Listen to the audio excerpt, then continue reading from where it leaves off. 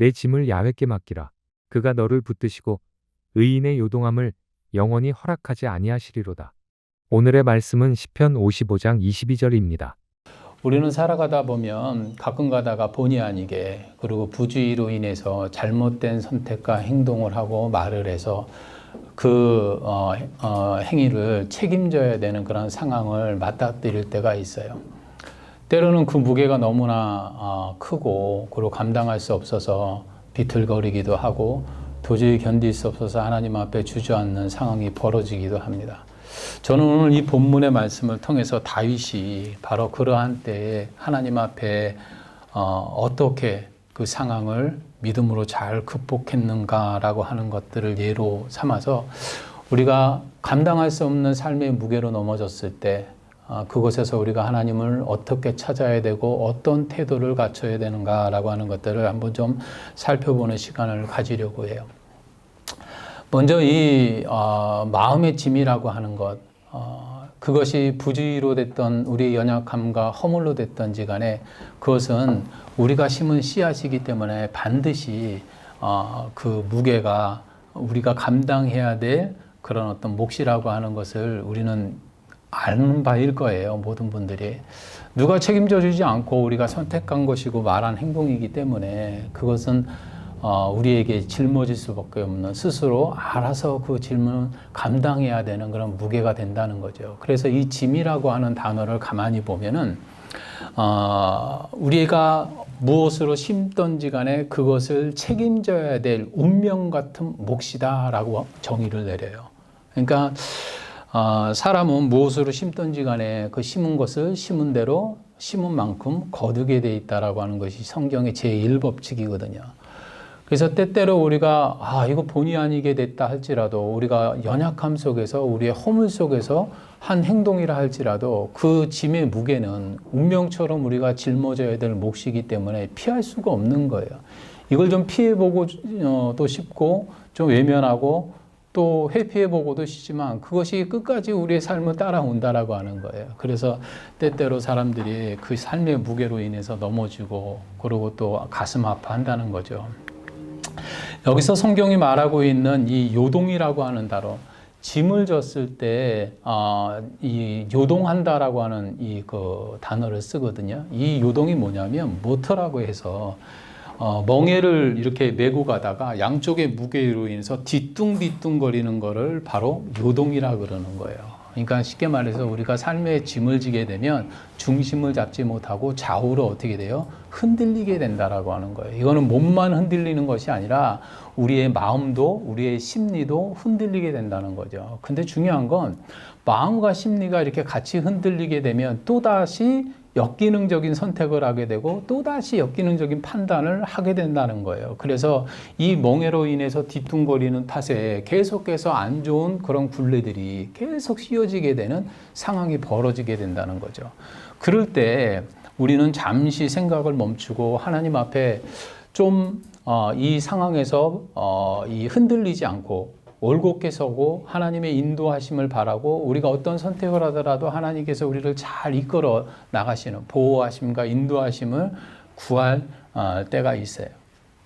이것이 바로 이 짐의 무게로 인해서 우리가 좌충우돌하고 또 쓰러지고 넘어지고 똑같이 안 좋은 선택을 반복하면서 나가는 이유예요. 근데 하나님 앞에 기도하면서 그 흔들림을 맡기고 내려놓고 구하다가 보면 대다수 많은 사람들이 이런 역기능적 선택을 하면서 오히려 그 상처가 독이 돼서 삶을 파괴하며 살지만 하나님 앞에 맡기고 나면 그 상처가 독이 아니라 약이 될 때가 있다라고 하는 거예요. 놀라운 건 우리가 어떤 부주의로 인해서 연약함으로 인해서 실수를 저지르죠. 그거 없이 어떻게 인생이 살아요. 인간은 한계가 있는 존재인데. 근데 중요한 건 놀라울 정도로 우리가 완전해지려고 하면 할수록 인간은 모순에 다다르게 되고요. 완벽해지려고 하면 할수록 허물만 드러나게 돼요. 그렇기 때문에 인간의 입으로 정의를 말한다라고 하는 것은 참 아이러니한 거예요. 우리는 정의를 정의할 수도 없고 정의에 대해서 이렇다라고 말할 수 있는 자격 자체가 없는 존재들이에요. 정의라는 것은 완전한 공의와 완전한 사랑만을 가지고 계신 하나님이 치리하시는 그런 어떤 그 뭐라고 할까요? 주권력이라고 해야 될까요? 하나님만 정의를 정확하게 행사하실 수 있다라고 하는 거예요. 왜? 인간은 아무리 완벽하게 완전하게 정의를 추구한다 할지라도 모습만, 허물만 맞닥뜨리게 되기 때문에 그래요. 그래서 지금 주도권을 갖고 있는 권세자들이 이것이 정의다라고 떠들어대지만 역사는 참 희한해요. 그 세대가 지나고 나고 다음 세대가 오거나 먼 세대가 되고 나면은 우리가 지금 느끼고 있는 정의를 정의가 아니라고 정의를 내려버려요. 그렇기 때문에 인간의 정의라고 하는 것은 추구하는 그 시대의 문화상과 사회상과 그리고 여러 가지 많은 가치관들이 어우러지면서 만들어지는 거기 때문에 이것이 옳다라고 말할 수 있는 사람은 있다 없어? 없어요. 근데 중요한 건 우리가 가만히 보면 이러한 어떤 이 삶의 굴레 속에서 내가 내 스스로 알고 어떤 의도적으로, 도의적으로 그것을 행했다라고 하면 문제가 내가 책임지는 건 문제가 안 되죠. 그죠? 근데 나도 모르는 상황에서 나는 옳다라고 생각을 했고, 그게 맞다라고 생각을 했고, 그리고 또 거기까지는 내가 생각이 못 미치는 수도 있어요. 그게 나쁜 것인지도 알면서도 생각이 못 미치고 또 마음도 헤아리지 못할 때가 있어요.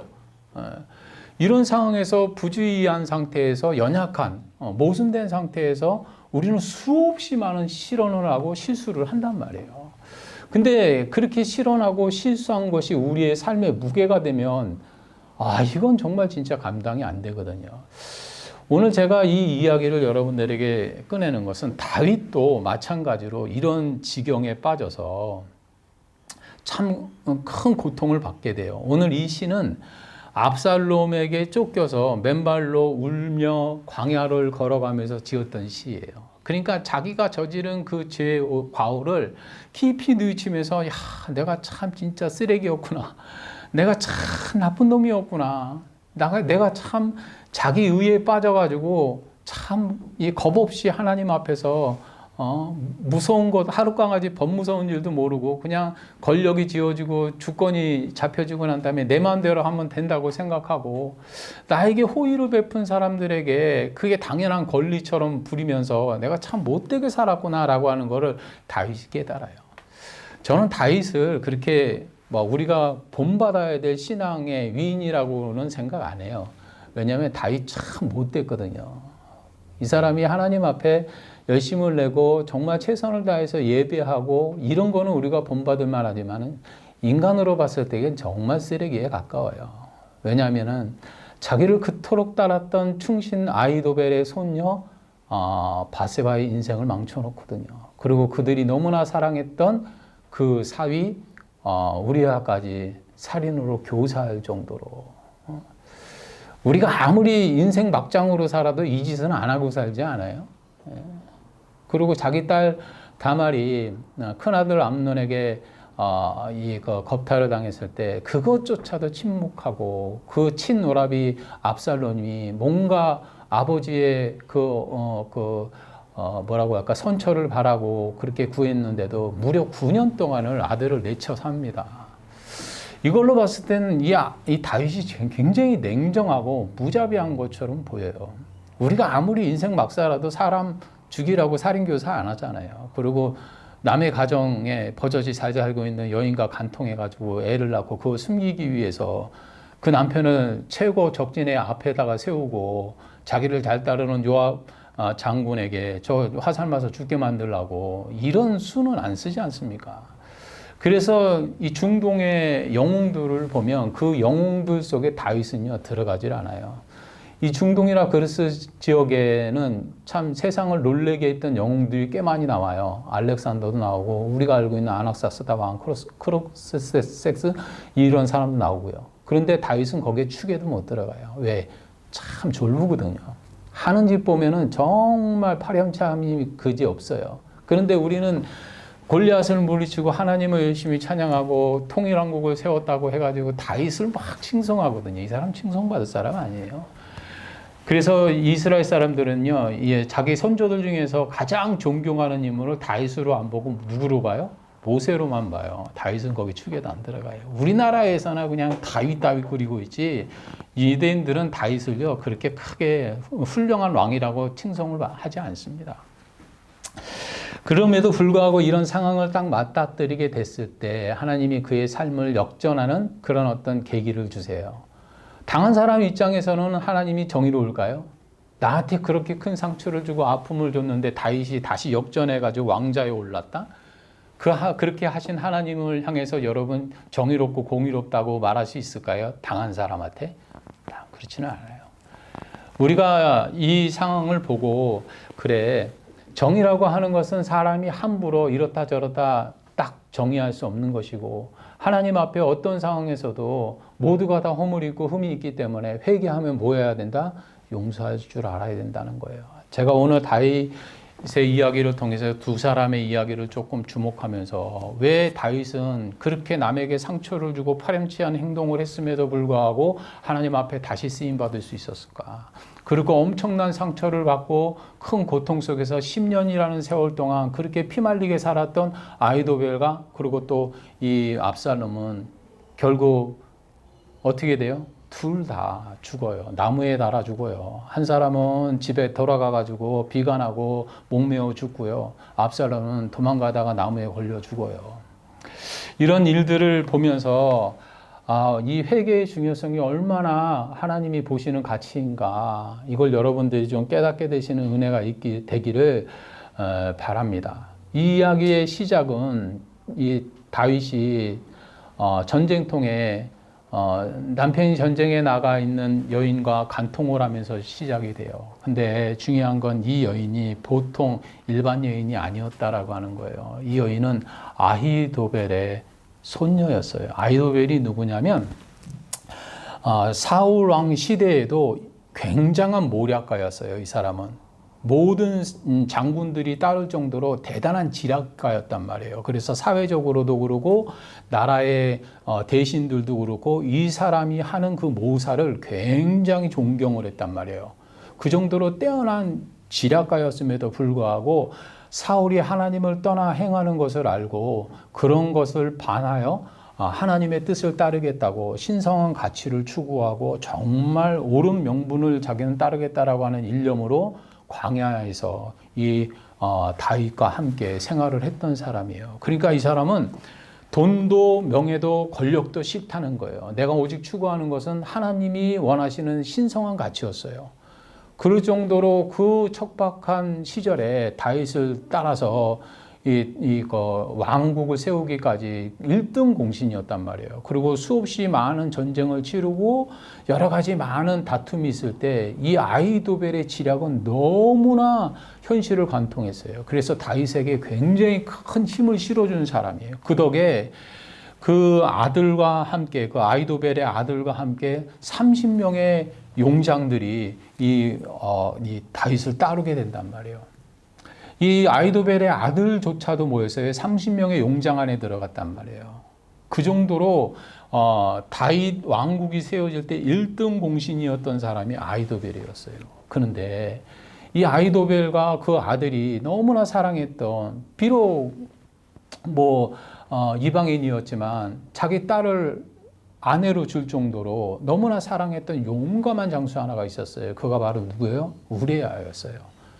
이렇게 전통을 따르고 그리고 또 가치를 따르는 사람이 이방의 사람을 사유로 얻었다라고 하는 건 이 우리아가 얼마나 충정심이 강한 사람이고 군인으로서 얼마나 고든 사람이었다는 건 우리를 알아요.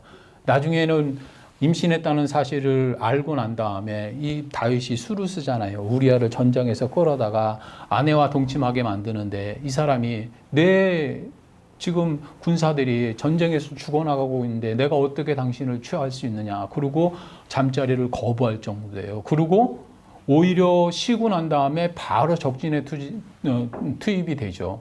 그때 뒤도 안 돌아보고 적진을 향해서 달려갔던 사람이 우리아였단 말이에요. 그러니까 용맹스러웠던 그 아버지와 그리고 또 충신이었던 이 아히도벨의 눈에는 우리아가 너무나 귀한 사람이었던 거예요. 그러고 난 다음에 나중에 요압에게 편지를 보내서 저 우리아를 적진 제일 앞에다가 세워서 화살에 맞아 죽게 만들려고 하는 그 편지를 보냈다라고 하는 걸 아무도 몰랐죠. 근데 이것을 나중에 누가 와서 고발을 해요? 나단 선지자가 와가지고 고발을 한단 말이에요.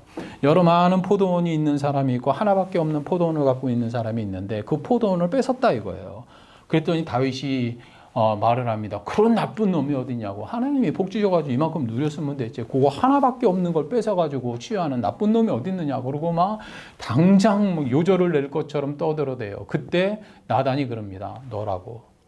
너에게는 수없이 많은 첩이 있고 수없이 많은 궁녀들이 있지만 우리아는 단 하나밖에 없는 포도원이 바세바였다라고 하는 거예요. 그걸 빼앗은 놈이 너다라고 얘기를 합니다. 이거에 얼마나 심각한 얘기냐면 대신들이 다 있고 자녀들이 다 있는 상태에서 이걸 선포를 해버린 거예요. 이때 다윗이 퍼포먼스 하나를 해요. 그게 바로 뭐냐면 그냥 그 자리에서 죄를 뿌리고 옷을 찢고 회개하게 됩니다. 그런데 중요한 거는요. 그때 이후로 그 아이가 태어나서 이 죽어가는 상황이 됐을 때도 또 금식까지 해요. 그런데 아이가 딱 죽었다는 얘기 듣고 뭐예요? 허겁지겁 밥을 먹고 아이가 내가 금식하면은 아이를 하나님이 혹시 살려줄까 해서 내가 그렇게 했는데 이제 죽었으니 그럴 이유가 뭐가 있느냐고 뻔뻔하게 행동을 합니다. 이 퍼포먼스예요. 그 정도로 다윗이 타락했다라고 하는 거예요. 신앙적으로 자기가 행세를 하고 이 정도만 했으면 됐지. 난 할 거 다 했어. 이게 다였다라고 한대요. 근데 중요한 거는 이런 모습을 누가 봐요? 신하들도 보고 자녀들도 봤단 말이에요. 이 일로 인해서 다윗은요, 완전히 멸망의 길로 들어서게 되는 거예요. 왜? 그가 가지고 있는 신앙심, 하나님을 향하여서 정말 순결하고 정말 하나님 앞에 정도를 얻고 우리보다 더 나은 믿음의 어떤 본을 보여줬던 다윗의 실체를 본 거예요. 사람들이. 그 안에 있는 야성을 본 거예요. 어두운 면을 보게 된 거예요. 이 일로 인해서 2년 뒤에 솔로몬이 태어나거든요. 근데 중요한 거는 요 사이, 이 아이가 태어날 쯤 돼가지고 사건 하나가 벌어져요. 그게 바로 무엇이냐면, 암논이 자기 이복 여동생 다말을 겁탈하는 사건이 벌어져 버려요. 이게 뭐냐면, 이제 아버지의 리더십이 어떻게 됐다는 거예요? 다 끝났다는 거예요. 이 집안이 이제 콩가루로 돌아가 버리는 거예요. 그동안 아버지가 하나님과 결속되어 있어가지고 대단한 어떤 위인으로 본 거예요. 우리 아버지의 기도는 하나님이 반드시 들어주시고 우리 하나님은 반드시 우리 아버지를 사랑하기 때문에 우리 아버지를 저렇게까지 높여주셔서 그래서 마치 아버지의 신앙이 굉장히 위대하고 여러 가지 그런 본받는 것으로 여겼고 그리고 아버지한테 잘못하고 눈 밖에 벗어나면 하나님 앞에 징계를 받을 거야 라고 하는 두려움도 적지 않았을 거예요. 근데 이게 다 깨져버린 거예요. 이러자마자 제일 먼저 터진 게 뭐예요? 바로 근친이었어요. 이게 딱 끝나고 난 다음에 이것으로 그치지를 않습니다. 아히도벨은 어떻게 해요? 나중에 나단 선지자를 통해 가지고 다윗이 조작한 일이라고 하는 걸 깨달아요. 이걸 딱 깨닫고 난 다음에 아히도벨은요 30km밖에 되지 않는 자기 고향에 떠나가가지고 그때부터 은둔하기 시작합니다. 30km면은요 차로 30분이 몇 킬로 안 되는 거지만 중요한 거는요 이 30km 정도 되면은 예루살렘에서 나오는 소식 다 들을 수 있어요. 왜? 그 아들이 30명의 용사 안에 들어가 있기 때문에 정치적으로 판이 어떻게 돌아간다는 얘기는요 이 아히도벨이 10년 동안 훤히 깨고 있었던 거예요. 그리고 이 사람 거기 가가지고 은둔하면서 이를 갈기 시작해요. 다윗은 어쩌다가 자기를 사랑하고 그렇게 자기 가문 전체가 다 자기에게 충성을 다했던 이 가문을 이렇게 망가뜨렸을까? 그리고 너무나 사랑했던 자기 자녀들이 근친을 하고 살인을 하게 되는 이 지경 속에서도 아무런 리더십도 발휘하지 못하는 지경. 자기가 그렇게 하나님 앞에 죄를 짓고 나니까 이 다윗이 압살롬은 꾸짖지도 못해요. 더 이상. 그리고 그냥 없었던 사건처럼 뭉개고 지나가 버립니다. 치리할 수가 없는 거예요. 가정을 어떻게 다스릴 수가 없는 거예요. 이렇게 돼버리니까. 영성을 잃어버리고 하나님 앞에 있는 그 영권을 딱 잃어버리고 나니까 나라는 나라대로 개판으로 돌아가는 거고 가정은 가정대로 엉망이 돼버리는 거예요. 이런 상황 속에서 무려 10년이라는 시간이 이들에게 주어져요. 다윗은 무능함 때문에 자기가 잘못된 그런 행동에 대해서 책임지지 않고 요리조리 뺀질대고 고렇게 그냥 모면하려고 했지만 그 10년이라고 하는 세월은요, 어때요?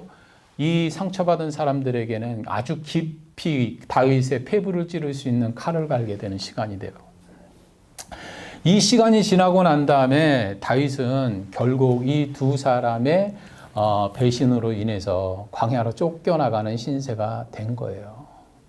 그러니까 쉽게 말해서 다윗이 짊어진 이 짐이라고 하는 거, 이거는 그냥 하나님이 어떤 운명처럼 너 골탕 좀 먹어봐라 그러고 펄썩하고 씌워놓은 것이 아니라 누가 만들어 놓은 거예요? 지가 올려놓은 짐들이에요, 다. 우리가 다윗이 하나님 앞에 회개하고 난 다음에 뭐 단단히 선포하고 나니까 옷도 찢고 죄도 뿌리고 뭐 별짓을 다 하죠. 그리고 회개를 했는데 중요한 거는 이 다윗의 잘못된 신앙관이 거기서 나와요. 자기가 그렇게 사랑했고 정말 절친이었던 아이도벨의 손녀의 삶을 그렇게 망가뜨리고 지망을 엉망으로 만들었으면 하나님 앞에 몸 찢고 옷 찢고 죄 뿌리면서 회개하고 난 다음에 누구에게 찾아가서 사죄를 했어야 돼요? 당연히 아이도벨에게 가가지고 무릎 꿇고 빌었어야죠. 그런데 이 사람은 자기에게 베푸는 그 호의를 자기의 권리라고 생각을 해버려요. 그리고 그렇게 대대에 거쳐서 자기에게 충성을 당했던 아이도벨 가문을 기만을 해버립니다. 아무런 말을 안 해요. 사무엘 하에 보면 이 사건을 하나님이 11장에서 18장까지 무려 8장을 다루시거든요. 그 8장을 다루시는 동안에 아이도벨을 향해서 사죄했다는 얘기가 한마디도 나오지를 않아요.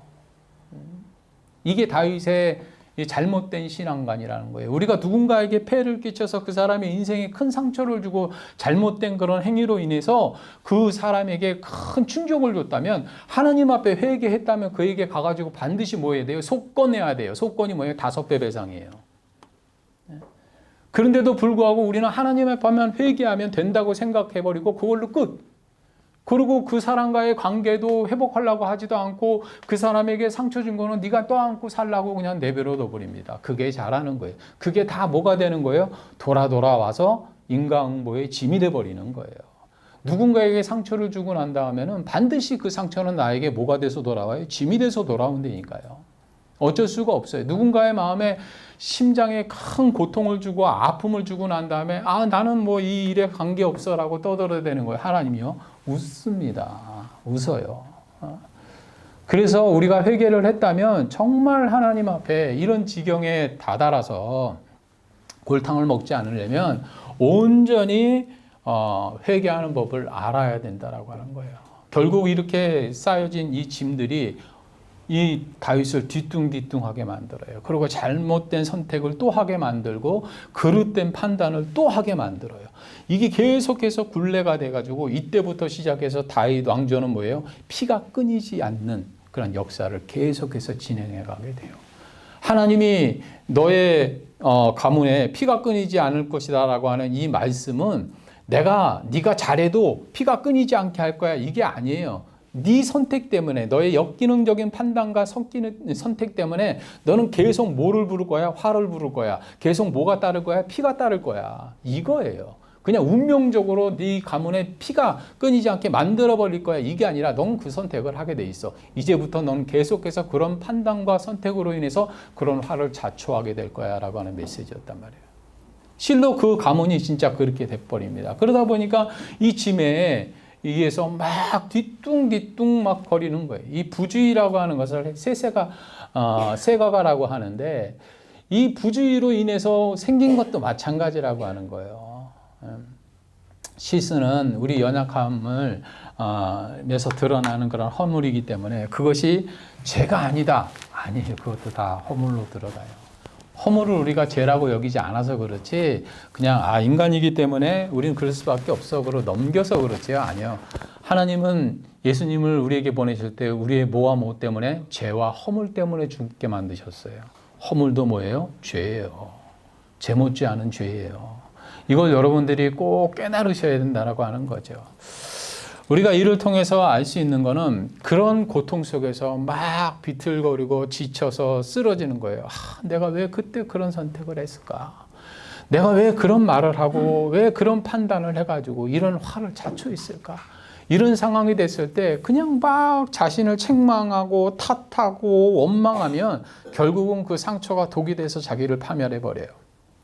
그러나 이런 상황이 되었을 때 하나님 앞에 철저하게 자기 자신을 직면하고 내가 이렇게 모순 덩어리고, 내가 정말로 이렇게 허물 덩어리고, 나 정말 쓰레기구나. 나 정말 인간으로서 진짜 하나님 앞에 설 수 없는, 정말 이 잔인하고 냉혹하고, 내가 하나님 앞에 은혜롭고 자비롭고 막 아름다운 말로 하나님을 노래하고 그런 이면에 내 안에 뭐가 있더라? 악마가 있더라는 거예요.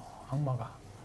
이런 것들을 스스로 깨닫고 하나님 앞에 다 내려놓는 거예요. 다 내려놓고, 하나님, 이 일로 인해서 내가 책임을 져서 죽어야 된다면 죽겠고, 망해야 된다면 망하겠고, 이 광야에서 내가 묻혀야 된다면 묻히겠습니다. 그러면서 이 다윗이 하는 행동이 하나가 나와요. 하나님 앞에 맡기는 거예요. 다 맡기는 거예요. 그러면서 시편에 보면 내가 비둘기 날개를 타고 저 하늘을 날아서 라고 하는 말이 나옵니다. 이것이 다윗이 하나님 앞에 승리하게 된 원인이기도 해요. 맡긴다라고 하는 것은 샤라코에서요. 라고 해서 그냥 나에게 아무 쓸모없는 것, 가치 없는 것을 쓰레기통에다가 내던져 버린다라고 하는 뜻이 있어요. 그러니까 우리의 삶 가운데 무엇을 하나님 앞에 맡길 때 우리 안에 있는 염려들, 우리 안에 있는 불안과 답답함들, 이런 것들을 뭐같이 분토와 같이 버릴 수 있어야 된다라고 하는 거예요. 여러분의 마음 가운데 불안을 주는 것, 이거는 어디에서 와요? 불안이라고 하는 감정은 과거에서 오는 거예요. 내가 한 행동으로 인해서 두려움이라는 감정. 이 두려움이라는 감정은 과거에서부터 와요. 내가 한 행동에 대해서 하나님이 심판하지 않으실까. 이런 것들로 인해서 두려움이 오는 거고, 그리고 또 불안은 어디에서 와요? 미래로부터 오는 거예요. 그래서 이런 두려움 가운데 하나님이 나에게 징계를 주실 것이다라고 하는 그런 어떤 마음 가운데 막 떨리는 걸 불안이라고 그러는 거예요. 물론 우리가 경건한 마음으로 그것을 직시하고 그 두려움과 불안을 하나님 앞에 나가게 하는 그런 몽학선생 같은 역할을 할 수가 있어요. 그러나 하나님 앞에서는 그 두려움과 불안을 어떻게 해야 돼요? 내던져야 돼요. 던져버려야 돼요. 여러분들이 그런 지혜가 있게 되기를 주님의 이름으로 축원합니다. 왜? 맡겨야 붙들리게 돼 있기 때문에 그래요. 하나님 앞에 맡길 때 우리는 붙잡히게 되고, 하나님 앞에 붙잡혀야 인도되기 때문에 그렇습니다. 그래서 하나님 앞에 우리가 붙잡히기 원한다면 뭐부터 해야 된다? 맡기는 것부터 해야 돼요. 여기에는요, 염치도 없어요. 그냥 하나님 앞에 나 용서해 주실까? 나는 자격 없는 자책도 없어요. 그냥 하나님 앞에 뭐 하는 거예요? 맡겨버리는 거예요. 그냥 맡겨버리는 거예요. 그리고 딱 한 가지 고백을 하죠. 죽든지 살든지 흥하든지 망하든지 하나님의 뜻대로 하겠습니다. 이게 맡기는 거예요. 이게. 하나님, 이것을 내가 책임져야 된다면 나의 부주의로 인해서, 연약함으로 인해서 이 책임을 져야 되는 이것이 운명이 되었고, 이것을 내가 맞닥뜨리고 감당해야 된다면 감당하겠습니다. 죽으라면 죽겠고 망하라면 망하겠습니다. 그것에 대해서 하나님 앞에 토달지 않겠습니다. 나는 그래도 쌉니다. 그것에 대해서 불평하지 않겠습니다. 그것에 대해서 하나님 앞에 어떤 이유를 대지 않겠습니다. 그 모든 것에 대해서 이대로 내가 광야의 맨발로 들어가서 그냥 묻혀 죽어라 하면 죽겠습니다. 그런 마음으로 다 내던져 버리는 거예요. 하나님 앞에. 이럴 때 하나님께서 그것을 이제 뭐 하시게 돼요? 다루시게 되는 거예요. 하나님의 방법으로 다루게 되시는 거예요. 왜 이상하게도 아이도벨하고 누구죠? 압살롬은 상처를 받아서 복수를 한 것일 뿐인데 오히려 그들이 죽었을까라고 하는 거예요. 회개한 다윗은 살고 복수해서 그를 땅끝까지 몰고 가가지고 완전히 진멸하라고 했던 두 사람은 죽어요. 왜 그랬을까요? 모의 차이가 이 상처 준 사람을 살리고 상처받은 사람을 죽게 만드는 상황이 됐을까요? 우리가 그런 말을 합니다. 악과 싸우다가 괴물이 되지 말라고. 때로는 우리가 어떤 그 거악과 싸우려다가 나도 모르게 점점 잔인해져 가고, 그리고 또 그 사람들 못지않게 더 불의해져 가는 것을 볼 때가 있어요. 그래서 절대로 시면을 바라보는 자는 시면도 너를 바라본다라고 하는 것을 잊지 말아라. 거악과 싸우려다가 괴물이 되지 말라는 얘기를 참 많이 합니다. 우리가 부정한 것, 죄악된 것을 다루고 그것을 판단하고 그것을 정죄하고 그것에 대해서 우리가 구별되라고 노력하는 건 중요하지만 그거에 집착해서 나는 저렇지 않다라고 하는 바리새인과 같은 마음을 갖게 되거나 그리고 또 그것에 대해서 저 사람은 반드시 저주받아 마땅하다라고 하는 판결을 내리는 순간부터 우리는 뭐예요? 또 다른 괴물이 되기 시작하는 거예요. 네, 나도 잿덩어리고 나도 허물덩어리고 모순덩어리이기 때문에 이거 굉장히 조심해야 되거든요. 이 아이도멜이라고 하는 사람이요, 10년 동안 이를 갈면서 칼을 갈면서 이 다윗을 완전히 진멸해버릴 꾀 하나를 내요. 이 사람 보통 지력가가 아니거든요. 이 사람이 낸 꾀가 뭔지 아십니까? 이 구테타를 일으켜가지고 압살롬이 왕을 접수하고 난 다음에 다윗의 궁녀들 그리고 첩들을 다 어떻게 버려요? 다 대낮에 강간을 해버려요. 이렇게 하게 만들어요. 왜? 당시는요, 문화적으로 전 왕의 첩들을 점령한 왕이 취함으로 인해서 이 나라가 완전히 접수됐다. 그리고 나는 너와 뭐 한다는 거예요? 완전히 결별했다라고 하는 문화적인 행사였단 말이에요. 이벤트였단 말이에요. 이걸 하게 만든 사람이 누구예요? 아히도벨이었어요. 왜? 압살롬과 다윗은 부자지간이었기 때문에 나중에 둘이 화친을 하게 되면 그 역모로 꾀했던 자기들은 어떻게 돼요? 다 숙청되는 거예요. 이걸 막기 위해서 이런 행악을 하게 만들어버린 거예요. 그러니까 뭐예요? 자기 손녀로 인해서 행한 그거 못지않게 아주 거악을 저질러 버린 거예요. 이게 복수의 위험이라고 하는 거예요. 복수는요, 내가 아팠던 것보다 더 많이 아파야 복수가 돼버리는 거예요. 그러다 보면 더 많은 악을 저지르게 돼 있거든요. 이 굴레에 빠져가지고 결국은 다윗을 용서하지 못하다가 어떻게 돼요? 둘은 죽어요. 다윗이 하나님 앞에 다시 쓰임 받았던 건 딱 하나예요. 용서예요. 용서.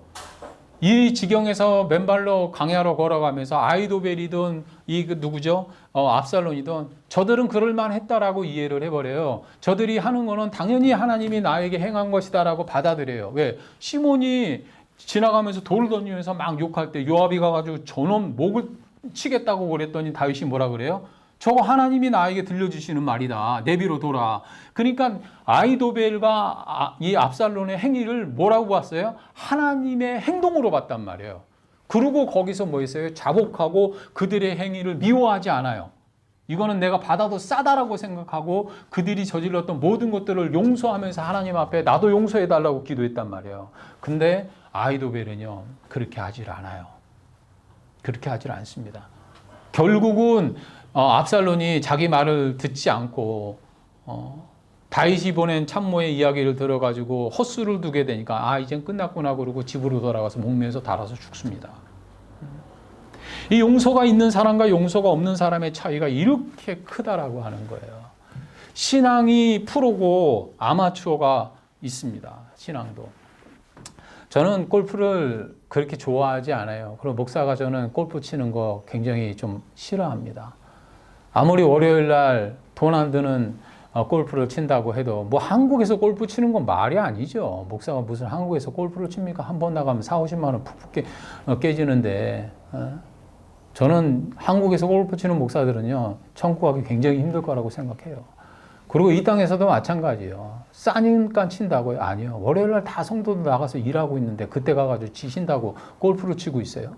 그게 제정신입니까? 전 한 번도 골프채를 잡아본 적이 없어요. 근데 어떤 목사님이 저한테 그런 얘기를 해요. 윤 목사, 골프 좀 배우라는 거예요. 자기가 골프 세팅까지 다 사주겠대요. 해주고 저는 그게 그렇게 비싼 줄도 몰랐어요. 그러면서 그분이 골프 예를 드는데 그 얘기를 하는 거예요. 골프를 치다 보면은 딱 아마추어하고 프로가 있다는 거예요. 그러면서 하는 얘기가 너 그 차이가 뭔지 아니에요.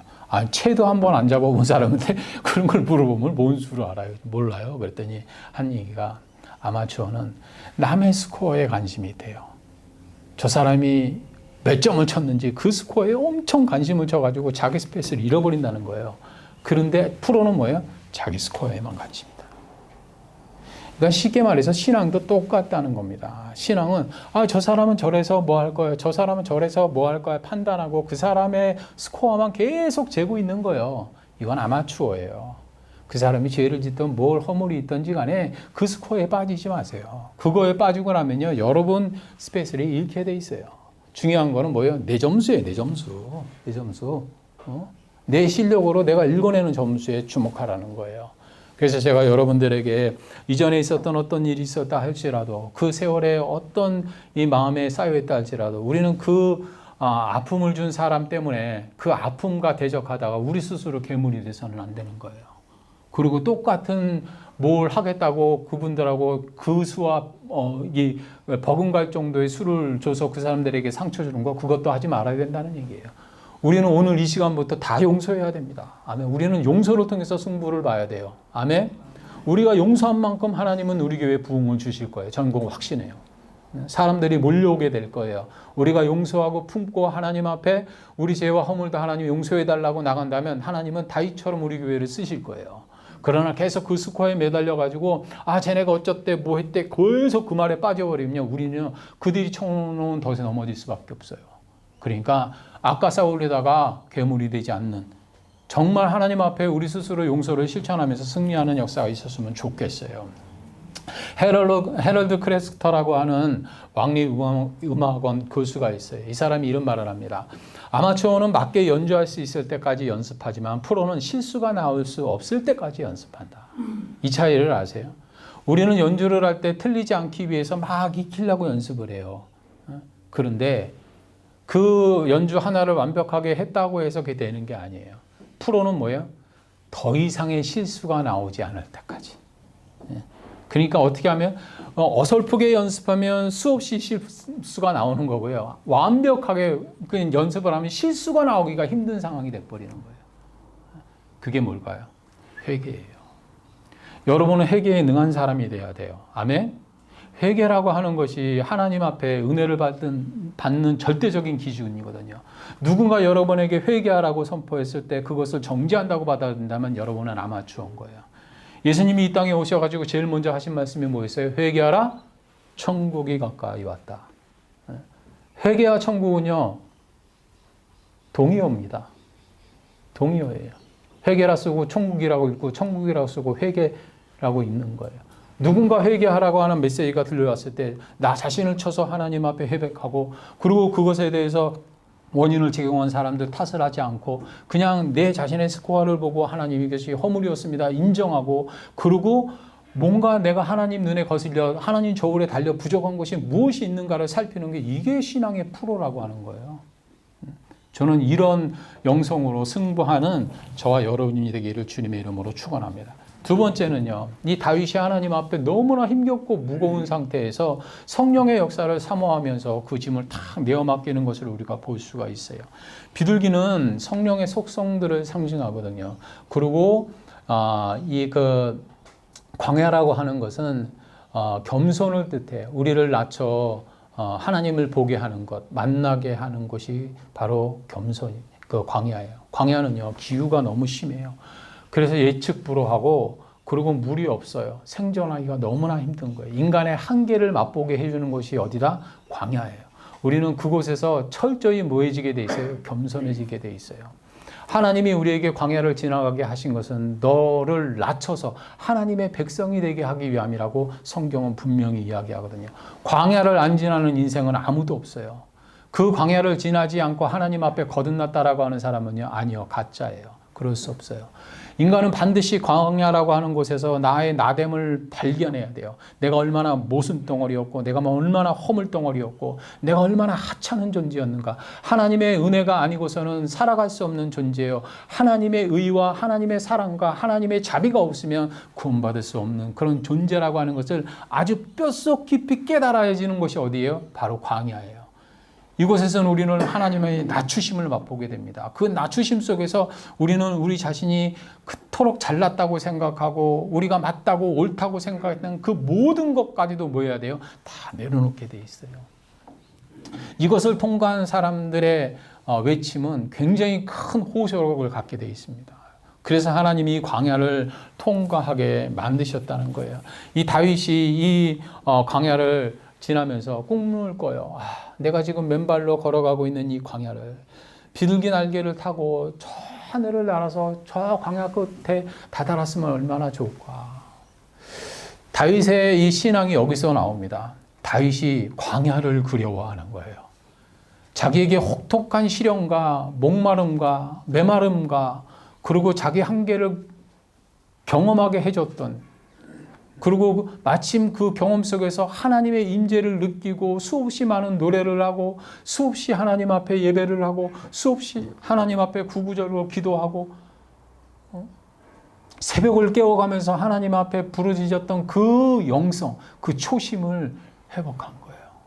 야, 나 아무것도 없는 인생이었었는데 부모가 죄악 가운데서 나를 잉태해서 태어났고 아버지도 나를 자식으로 취급하지 않고 어린 나를 양떼를 몰게 하면서 사무엘이 와가지고 기름 붓겠다고 할 때 취급도 안 해줬던 사람인데 나는 그렇게 존재감도 없었고 아무것도 없는 인생이었는데 이렇게 하나님이 높이셔서 왕까지 세우셨음에도 불구하고 내가 지금 뭐 하고 있었나? 누가 나를 도울 수 있었고 누가 나와 함께 할 수 있었느냐는 얘기예요. 아무것도 없던 나였는데 하나님이 보내주셔서 30용사도 있었고 수없이 많은 무리들이 자기를 정말 제사장같이 따르면서 이렇게 큰 무리를 이뤄 나라를 세웠는데 이렇게 해줬음에도 불구하고 내가 왜 자고 했는가? 그러면서 그 바닥에서 하나님을 만나게 했던 광야를 막 그리워한단 말이에요. 비둘기 타고 왕궁으로 돌아가겠다는 얘기를 안 해요. 비둘기 타고 저 초원으로 가겠다는 얘기를 안 해요. 비둘기 타고 어디로 가겠다고? 하나님을 만났던 광야로 가겠다고 얘기를 합니다. 여러분들이 지금 지나고 있는 광야가 여러분을 얼마나 성장시키고 있고 여러분을 얼마나 하나님 앞에 하나님의 백성답게 하나님의 자녀답게 만드는 고난이라는 거 깨달으셔야 돼요. 이거 없었으면요 저나 여러분 사람 안 됩니다. 하나님의 자녀로서 그거 안 돼요. 사람들이 산에 처박혀가지고 자기 스스로 고행하면서 막 무건수행을 하면서 뭔가를 깨닫기 위해서 수양을 한다고 해서 사람이 사람 되는 게 아니에요. 사람은 고난을 통해서 지지고 볶고 바닥도 쳐보고 넘어져도 보고 그 아픔 속에서 나의 한계도 느껴보고 내가 넘어져 쓰러진 그곳에서 나를 강하게 하시는 하나님을 경험했을 때 사람은 거듭나게 되어 있는 거예요. 이거를 하나님이 맛보게 하신다는 것을 알고 내가 저 광야로 못 타고 가겠다 그래요. 비둘기 타고 가겠다는 얘기를 해요.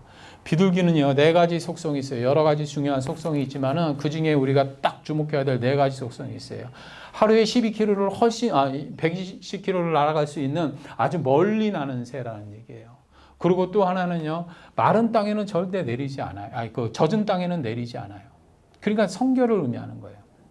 그리고 다산하는 새예요. 많은 알을 부화한단 말이에요. 그래서 희망을 상징해요. 또 하나는 뭐예요? 이 비둘기는요 죽을 때 몰래 산속 깊이 들어가가지고 어디서 죽는지를 아무도 몰라요. 겸손을 뜻하는 거예요. 우리가 하나님 앞에 성령을 타고 정말 하나님의 임재가 있는 곳으로 들어가기 위해서는요 요 4가지가 있어야 되는 거예요. 어떠한 상황 속에서도 죽고 싶다고 힘들고 싶다고 그냥 파락파락하고 막 아직까지도 그 피 기운이 있어가지고 막 그렇게 때를 쓰고 있다면요 요거 못한 거예요. 요거 못한 거예요.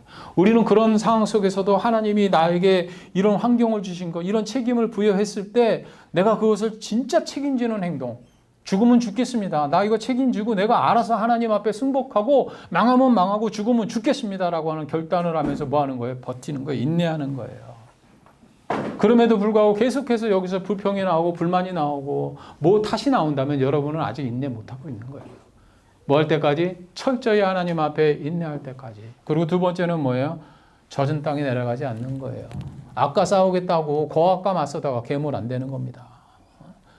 내가 똑같은 방법으로 나에게 상처 준 사람에게 더 못지않게 내가 너 후벼팔 거야 라고 하는 마음 가지고 있다면요. 여러분은요. 어림도 없어요. 성령과 동행 못합니다. 그런 사람에게 하나님은 절대로 역사하지 않으세요. 어떤 방법이라든지 간에 불의한 상처를 받고 그리고 아주 치졸한 상처를 받았다 할지라도 그들과 같은 방법이 아니라 어떤 방법? 하나님의 방법대로. 원수 갚는 것이 누구에게 있으니? 하나님에게 있으니 아버지께 맡기는 거예요. 아멘. 그리고 하나님의 방법대로 그것이 되어질 때까지 우리는 뭐 하는 거예요? 선을 베풀고 그리고 의를 행하고 사는 거예요. 그러면 나중에 보면 어떻게 돼 있어요? 우리한테 그렇게 상처 주고 아팠던 사람들은요 우리보다 더 많이 아파하고 있어요.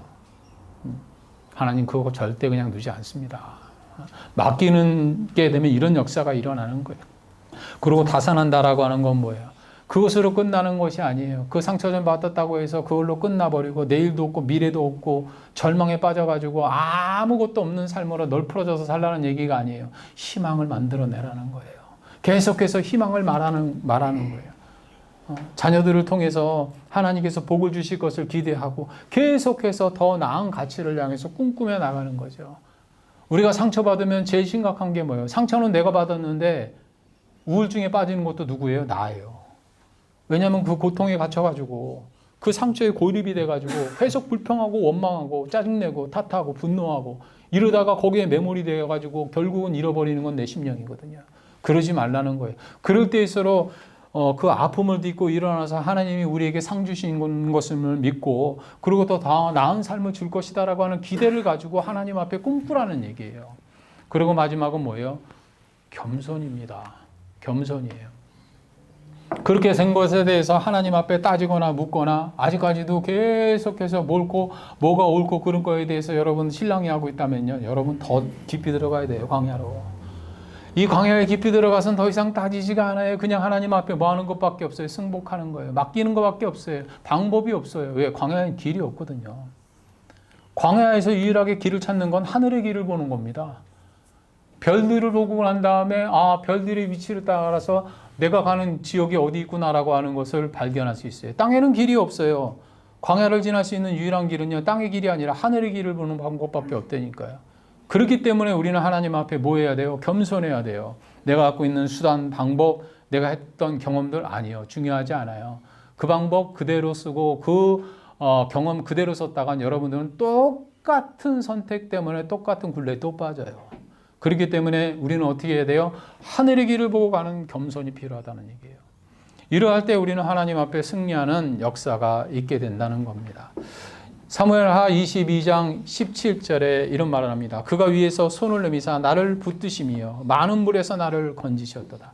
하나님이 우리를 어떻게 붙드셔요? 하나님의 의로운 손으로 우리를 붙든다는 거예요. 하나님이 우리를 붙들려면 뭐 해야 돼요? 맡기는 것부터 해야 된다니까요. 맡기는 거. 우리가 누군가에게 일을 시키려면 어떻게 해야 돼요? 맡기는 것부터 해야 돼요. 맡기지 않고 어떻게 일을 시킵니까? 그 사람을 인정하고 맡겨야 뭐 일에 어떤 그 결과를 창출해낼 수가 있죠. 똑같아요. 하나님 앞에 맡기지 않으면 하나님도 더 보십니다. 그냥. 그래, 네가 네 방법대로, 네 지식대로, 네 신념대로, 네 철학대로 한번 해봐. 이게 여러분 얼마나 무서운 건지 아세요? 저는 하나님이 인간에게 내리시는 형벌 중에서 가장 무섭고 잔인한 형벌이 여러 가지가 있겠죠. 어떤 사람들은 뭐 가난이라고 할 수 있고 뭐 여러 가지 많은 우환이라고도 할 수 있겠지만 전 가장 무서운 그 심판이 하나 있다고 봐요. 그게 뭐냐면 하나님이 그 마음에 상한 대로 내버려 두시는 거예요. 이거요. 제일 무서운 죄예요. 이게 제일 무서운 형벌이에요. 그냥 내버려 두는 거예요. 그래? 네 뜻이 그렇게 오라? 뜻대로 해봐. 네 마음이 오라? 그럼 네 마음대로 살아봐. 그래? 네 식이 오라? 그럼 네 식대로 해봐. 네 경험과 네 모든 체험과 네가 갖고 있는 모든 관계와 모든 수단과 한번 해봐. 근데 중요한 건 뭐예요? 계속해서 우리는 역기능적인 굴레 속에서 이상한 선택을 하게 돼 있다니까요. 아닌 것 같죠? 아니에요. 숱하게 해요, 우리는. 그걸. 이런 상황이 벌어지기 때문에 우리가 철저히 하나님 앞에 나갈 때 가장 중요한 게 뭐예요? 하나님 손에 맡기는 거예요. 맡기지 않고 붙는다는 생각은요, 안 하시는 게 좋습니다. 그리고 여러분들이 지금 하나님 앞에 인도함을 받지 못하고 하나님의 역사 가운데 견인되지 못하고 있다면 내가 맡겼는가를 생각해 보셔야 돼요. 톨스토이는 이런 말을 합니다. 겸손하라, 진실로 겸손하라. 왜냐하면 그대는 아직 위대하지 못하기 때문이다. 진실로 겸손은 자기 완성의 토대이다. 겸손하지 않고 성화된다는 거 하는 거 없어요. 겸손하지 않고 거듭난다는 거 없습니다. 없어요. 신앙은 성숙할수록 뭐 하게 돼 있어요? 겸손하게 돼 있어요. 여러분들이 항상 그 겸손한 자에게 은혜를 베푸시는 하나님을 기억하시면 돼요. 이 다윗이 그렇게 상처를 준 가해자였음에도 불구하고 하나님 앞에 다시 재기할 수 있었던 것은 뭐예요? 겸손했기 때문에요. 문제가 생겼을 때는요, 나 죽었어 하고 그냥 겸손해지세요. 무조건 겸손해지세요. 우리가 겸손한 자를 높이시는 하나님을 경험해야 되기 때문에 그렇습니다. 마지막 세 번째는요, 마음의 미련을 남겨두지 말고 무거운 짐을 하나님 앞에 맡겨야 된다는 거예요. 제가 아까도 말씀드렸듯이 이 맡긴다라고 하는 것은 실라카라고 해서 그냥 집어 던지다라고 하는 뜻이에요. 내가 하나님 앞에 그 모든 염려와 불안과 두려움을 다 내어 던져버리고 나면 그때부터는 하나님이 붙들어 주신다는 거예요. 제공해 주신다는 거예요. 제공해 주신다. 이걸 우리가 깨닫는 은혜가 있어야 된다고 하는 거예요. 이건 맡긴다고 해서 그냥 하나님이 알아서 해주시겠지? 아니에요. 하나님이 붙들어서 하나님이 은혜로 채워주시고 하나님이 역사를 더 해주셔서 우리의 삶을 더 낫게 해주실 것이다 라고 하는 것을 믿고 맡기는 거예요. 이것이 하나님의 역사를 일으키는 가장 중요한 지혜이기 때문에 그래요. 우리가 하나님 앞에 맡긴다라고 하는 것은 하나님의 뜻 앞에 수를 쓰지 않는 겁니다. 하나님의 때에 깨를 내지 않는다는 거예요. 하나님의 말 앞에 토를 달지 않는다는 거예요. 이것이 바로 뭐예요? 살라크예요. 맡긴다라고. 이런 은혜가 저는 여러분과 저에게 있어야 된다고 봐요. 제가 아까도 말씀드렸듯이 이 두려움과 염려라고 하는 것의 출처를 과거와 미래에 있다라고 이야기를 해요. 중요한 거는 이 과거의 염려에 매달리지 않는 것, 그리고 이 미래로부터 오는 이 불안을 떠안지 않는 것, 이게 지혜라고 하는 거예요. 거기에 매달리게 되고 그 두려움에 매달리고 그리고 그 불안함을 떠안게 되면요, 그때부터 우리는 잘못된 선택을 하고 살아갈 수밖에 없게 되기 때문에 그래요. 그래서 이사야서 41장 10절에 이렇게 이야기하는 겁니다. 두려워하지 말라. 내가 너와 함께함이라. 놀라지 말라. 내가 내 하나님이 됨이라. 내가 너를 굳세게 하리라. 참으로 너를 도와주리라. 참으로 나의 의로운 오른손으로 너를 붙들리라. 하나님이 붙들어 줄 테니까 두려워하지 말고 염려하지 말라는 거예요. 네가 할 수 있는 건 뭐다? 회개에 합당한 열매를 맺어라. 이거밖에 우리가 할 수 있는 게 없어요. 광야를 지난 자로서 우리가 하나님 앞에 회개에 합당한 열매, 성화되는 삶을 살 수밖에 없다라고, 삶을 살아낼 때 하나님이 역사하신다라고 하는 거예요. 삶을 맡기는 세 가지에 대해서 제가 아까 전에 수를 쓰지 말고 또 꾀를 내지 말라고 하는, 그리고 토를 달지 말라는 얘기를 했어요. 그게 바로 어디를 근거하냐면은 아나니아와 삽비라를 보면 하나님의 뜻을 따르는 척하면서 자기 생각대로 유익을 챙기는 꼼수를 부리는 걸 우리 볼 수가 있어요. 우리가 하나님 앞에 붙잡힘만 된다라고 하는 것은요, 그 꼼수를 버리는 거예요. 더 이상의 내 수를 쓰지 않는 거예요. 왜? 그 수는 계속해서 역기능적인 굴레가 돼서 나를 파멸로 이끌어 갈 테니까.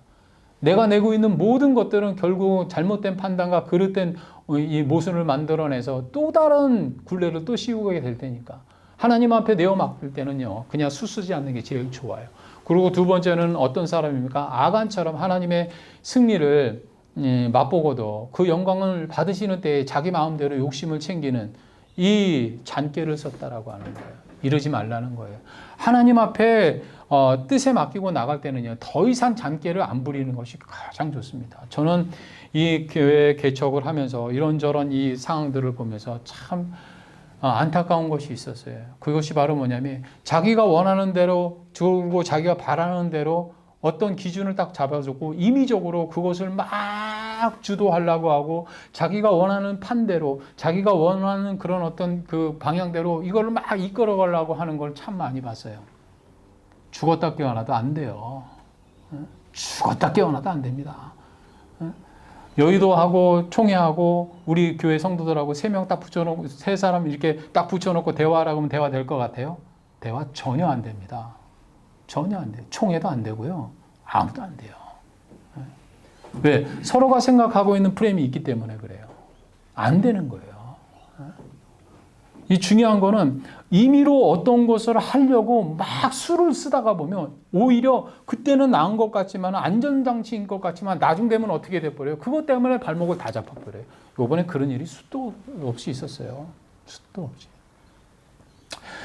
이런 상황이 되기 때문에 인간은 철저히 더 이상 하나님의 때에 자기 꾀를 내지 말아야 된다라고 하는 거예요. 그냥 하나님이 역사하시는 그 흐름에 따라서 우리는 아멘하고 순종하면서 가다 보면 감사하고 가다 보면 열매가 맺혀지는 거지. 거기 자꾸 자기 수를 집어넣고 자기 꾀를 집어넣고 그리고 자기의 어떤 이 의견을 막 토를 달아 얘기하게 되면요, 이건 배가 산으로 가버리는 거예요.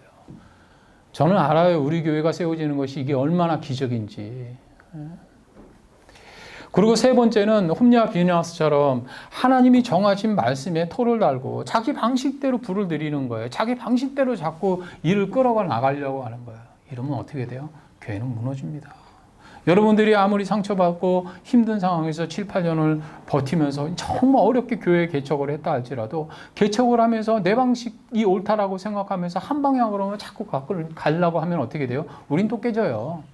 윤광의 목사가 여기 담임 목사라고 해서 제 방식대로만 옳다라고 하면서 끌어가려고 그러면 여기 몇 사람이 남겠습니까? 교회는 누구의 방식대로 움직이는 것이 아니에요. 어떤 권세가 있고 질서가 있고 그리고 또 권위가 있는 사람의 말이 아니라 하나님의 뜻에 따라서 하나님의 때에 맞게 하나님의 방식대로 우리는 하나님 앞에 순종하면 되는 거예요. 그거 없이 이것이 더 낫다라고 생각하고 더 나은 꾀를 부리고 더 많은 수를 쓰고 더 많은 토를 달게 되면요. 이건 산으로 가버리는 거예요. 산으로 가버리는 거예요. 그런 것을 깨닫고 우리는 철저히 하나님 앞에 이 수와 깨와 토를 버리고 주님 앞에 온전히 순종하는 지혜가 있어야 된다라고 하는 거예요. 미국의 풋볼 코치 빈스 롬바르디가 이런 말을 했습니다. 성공은 넘어지는 횟수가 아니라 다시 일어나는 횟수에 달려있다. 사람들은 다 넘어져요. 풋볼 선수들 얼마나 많이 부딪히면서 넘어지고 자빠집니까? 그런데도 불구하고 승리하는 팀은요. 그 쓰러지고 넘어진 것으로 끝나지 않고 또 일어나는 거예요. 또 일어나는 팀은 어떻게 돼요? 이기게 돼 있어요. 못 일어나면 어떻게 돼 있는 거예요? 못 이기는 거예요. 이와 마찬가지로 승리는 성공이라고 하는 것은 다시 일어나는 거죠. 그 횟수에 달려 있다고 하는 거예요. 이걸 여러분들이 깨닫게 되는 은혜가 있게 되기를 주님의 이름으로 축원합니다. 여러분의 삶 가운데 원하지 않는 일들로 인해서 수없이 많은 짐을 질 수도 있어요. 너무나 무거워요. 힘들어요. 이제는 이 짐을 어떻게 덜고 싶어요. 그리고 제발하고 하나님의 성령이 나를 이끌어서 하나님의 인재가 있던 그 은혜의 때로 나를 돌이켜 가게 해줬으면 좋겠다라고 하는 고백이 막 구구절절 나와요. 그러면 뭐 해야 돼요? 맡겨야 돼요. 아멘? 하나님 앞에 온전히 맡겨야 돼요. 수도, 토도, 그리고 더 이상의 꾀도 버리고 그냥 하나님의 뜻에 맡겨버리는 거예요. 그리고 하나님, 내가 이 모든 것에 있어서 이제 용서를 통해서 원망하지 않겠습니다. 누구를 탓하지 않겠습니다. 하지 않겠습니다. 그냥 다 용서하겠습니다. 아멘? 용서하면 여러분 자유해집니다. 용서하면 자유해져요. 그게 신앙의 프로예요. 신앙의 프로는요, 용서하는 지혜가 있어요. 그러나 아마추어는요, 용서를 못해요. 용서를. 이걸 여러분들 꼭 깨달으시기 바라요. 그래서 승리하는 저와 여러분 되시기를 주님의 이름으로 축원합니다.